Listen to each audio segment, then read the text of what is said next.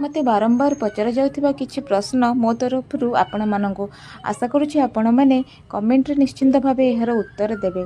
ए डहडह खरारे रास्तारे जिबा आसिबा बेले आमे जदि कोनोसे निरीह पशुपक्षी को देखुचे निहाती भाବରେ बहुत जन सहृदय व्यक्ति थांती किछि खाद्य तांको देई दियंती किंतु जेहेतु सही परिस्थिति तांको पाखरे पानी रो सुविधा न थाए तांको पानी टिके देई पारंती नाही। तेणु आमे माने ए खरारे जदि प्रत्येक निज निजर घर सामने किछि किछि पात्र रे अल्प किछि हो पछे पानी रखिदेबा ए पशु माने निश्चिंत भाव में बहुत उपकृत हेबे। खाद्य ठारू वर्तमान परिस्थिति रे पानी तांको पई निहाती आवश्यक। जेमिति आमर कुहा जाए कि जल ही जीवन सेमानक पई भी तो जल ही जीवन ना। तेणु आपण माने प्रत्येक चेष्टा करंतु निहाती भाव में किछि किछि पानी देबा पई। मो घर सामने सेमानक पई पानी रखिबाकू भी चेष्टा करूछि।